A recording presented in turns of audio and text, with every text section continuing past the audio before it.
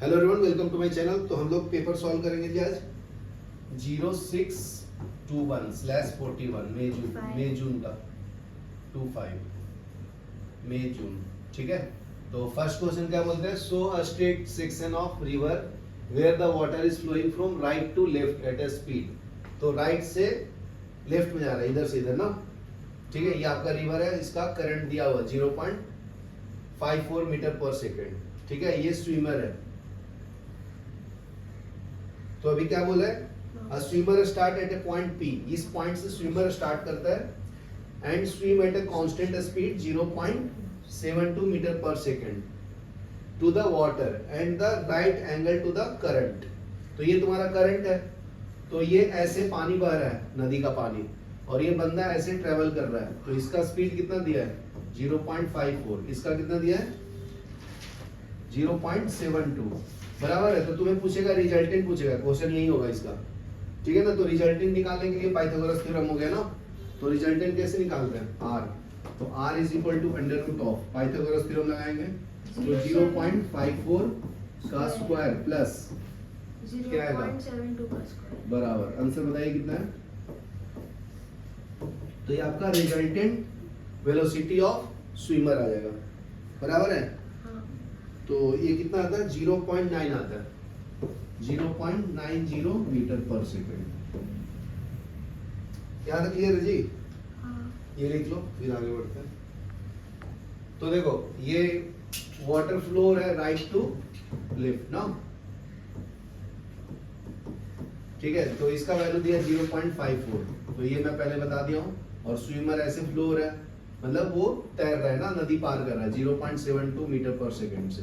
तो उसका वैल्यू कितना आएगा? Resultant r। पाइथागोरस थ्योरम से कैलकुलेट कर लेंगे 0.72 का स्क्वायर प्लस 0.54 का स्क्वायर का अंडर रूट। बराबर है ना। तो ये r कैलकुलेट आता है 0.90 मीटर पर सेकेंड। ये समझा? चलो ये लिख लो। देखो, यहाँ पे डायरेक्शन ऑफ वेलोसिटी बताना है। तो डायरेक्शन कैसे निकालेंगे जी? ये आपका 0.54 है, बराबर है ना। और ये कितना था? 0.72।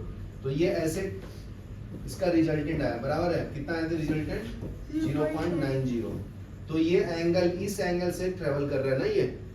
ठीक है, तो उसके लिए क्या करेंगे हम लोग? ये एंगल फाइंड करेंगे। तो इसके बीच में और इसके बीच में क्या रिलेशन है?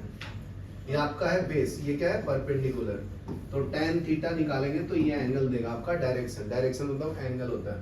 तो ये होता है परपेंडिकुलर अपॉन बेस। तो परपेंडिकुलर कितना दिया? 0.54। बेस कितना दिया? 0.72। तो थीटा कितना आएगा? tan inverse. ये बेस है बेटा, परपेंडिकुलर अपॉन बेस। तो tan इनवर्स 0.54 डिवाइडेड बाय 0.72। ये कैलकुलेट करो कितना आता है। तो ये आपका 53 डिग्री सेल्सियस आता है, 53 डिग्री आता है। ठीक है, लिख लो।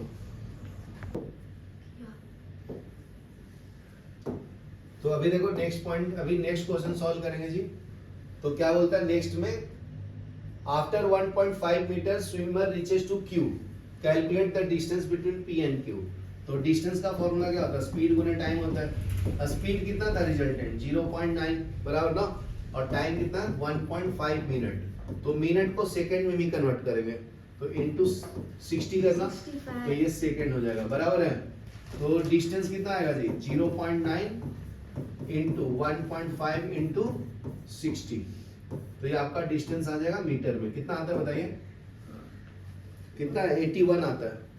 तो ये आता है 81 मीटर। तो ये लिख लो, फिर नेक्स्ट करता हूँ।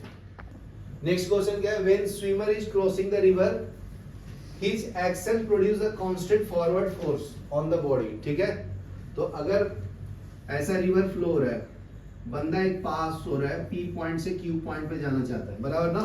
तो जब ये ऐसे जाएगा तो इसके ऊपर एक फोर्स लगेगा लेफ्ट साइड में। वो कौन सा फोर्स होगा? रिवर का फ्रिक्शनल फोर्स होगा ना, जो कांस्टेंट उसके ऊपर लगेगा। क्योंकि कांस्टेंट क्या है? स्पीड है रिवर का, समझा? तो कांस्टेंट स्पीड वहां पे कौन सा है? Frictional force. Explain why he moves eight a constant speed, क्योंकि वो फ्रिक्शनल फोर्स जो लग रहा है वो भी कांस्टेंट है, इसलिए। तो लिख देता हूं answer, he moves with constant speed due to frictional force of river, बराबर ना। नेक्स्ट क्या लिख सकता हूं, river speed is constant which is acting on his body constantly, बराबर ना। and his speed is also constant while swimming, बराबर है। so there is a net resultant force, so there is a net resultant force on his body, ये लिखिए।